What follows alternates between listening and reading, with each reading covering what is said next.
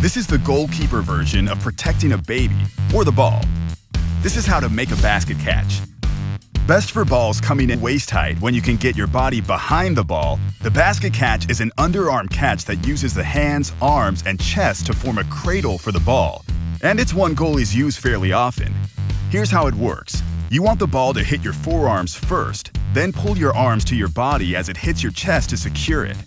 Forearms should be parallel so they don't create a hole for the ball to slip out. Let us slow it down for you. Get behind the ball. Forearms parallel, pull it into your chest. Time to cradle your prize. Diamonds are a goalie's best friend. Diamond catches, that is. Here's how to do a diamond catch. Also known as the contour catch, a goalie uses this catch when the ball is coming in at chest height or higher. And it's so named because you create a diamond shape with the thumbs and index fingers, like that, which prevents the ball from flying through your hands. Here's the move. As the ball comes in, extend your arms forward in front of the body with elbows slightly bent. Be sure to get your body behind the ball first, if you can, to avoid reaching and to meet the ball in front of your body so your arms have some give. Then bring the ball to your chest right away to protect it, like that. Let us slow that down for you. Diamond with the hands. Body behind the ball. Bring it to your chest, like that, sparkling, just like a diamond. Time to put your best foot forward. Here's what you need to know about goalkeeper footwork. A goalie should always try to collect the ball with their whole body behind it, and to do that, they need to get to it quickly, which is why footwork is one of the most important parts of the job.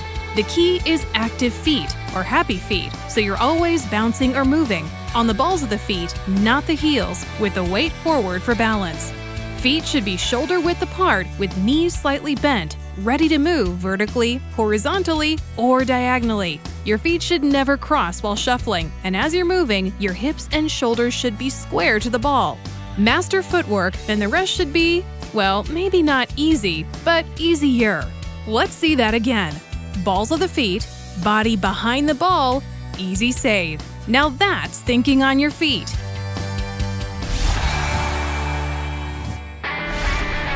Sometimes getting grounded is a good thing. Here's how to collect a ball on the ground. If you can picture a shortstop fielding a ground ball, you're ahead of the game because it's not so different here. As with baseball, when a soccer ball is coming in low, the goalie must lean over to scoop it up while making sure it doesn't slip through their legs. Step 1. Get your body behind the ball, using your feet. Then, leaning over, scoop the ball into your chest while putting both legs together, or staggering the legs to prevent the ball from slipping through. Another option, the front smother, where you cover the ball landing on your forearms if the ball is coming in really fast or bouncing. Let us slow that down for you. Body behind the ball. Lean and scoop, bring it to your chest. Hey, what's the soccer version of a home run? Sometimes taking a fall can be a good thing. Here's how to do a collapse dive. When there's no time for a goalie to move their feet to get fully behind the ball, a collapse dive is a great way to make the save. It starts with a step towards the ball. Then you, well, collapse, trying to get as much of your body behind the ball as possible. Your lead leg can give you a push as you drop, landing on the side of your body, not your stomach. At the same time, you reach for the ball, one hand on top, the other on the side, using the ground as a third pressure point. Just try not to get a hand under the ball, a common mistake. Let's see that again. Get behind the ball, drop to the ground, hands on top and on the side of the ball. Drop like a house of cards, stop a goal. When you're out of options, this move packs a real punch. Here's how to punch the ball. Even the best goalkeepers aren't superhuman. Sometimes the ball is just out of reach. So if the ball is coming in over your head and you can't catch it, don't fret. You can punch it. It works just like it sounds. Make 2 fists and punch the ball away using your knuckles, hands together so the ball doesn't slip through. If you can, try to punch the ball away from the direction it came, so it doesn't find its way right back to the attacker who sent it there in the first place. Let's see that again. Make 2 fists. Hands together, punch with the knuckles. And that's what you call a knockout. Of all the players on the field, goalies are definitely the most hands-on. Here's what you need to know about goalkeeper distribution with the hands. Goalies have a number of ways to get the ball back into play, whether it's punting or passing to a teammate, but one of the primary ways is with the hands. And when it comes to using the hands, different situations call for different moves. For teammates nearby, try bowling.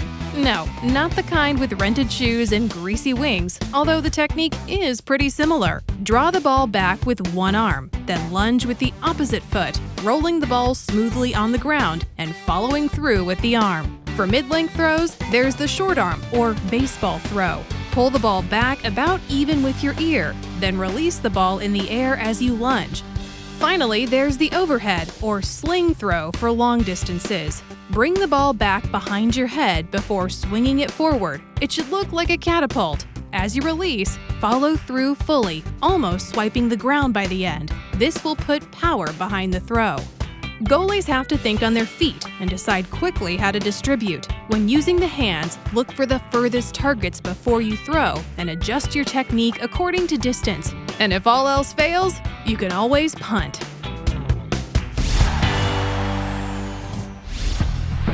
Goalkeepers prevent goals, but they can also help you score them. Here's how to punt the ball. A goalkeeper might be the last line of defense, but they're also the first line of attack, and a solid punt from the goalie can help their team score on the other goal.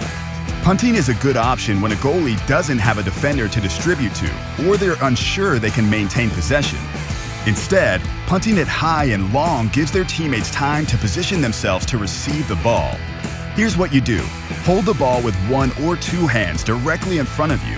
Take 2 to 3 steps, swing your kicking leg from the hip and drop the ball. Don't toss it onto the foot as you strike with the laces. This will give the ball plenty of height and distance. Let's see that again. A couple steps, drop the ball, strike with the laces, and watch it go. If it sounds like a snake, that's because this kick has bite. Here's how to do a Sidewinder Punt. It's one of the more difficult goalkeeping moves to master, but it's worth the effort. Not only does it look really cool, it's more powerful than a regular punt, or like a line drive than a lob. Here's what you do. Throw the ball slightly to the side and meet the ball at a sideways angle, making contact with the laces just under the center of the ball at waist height.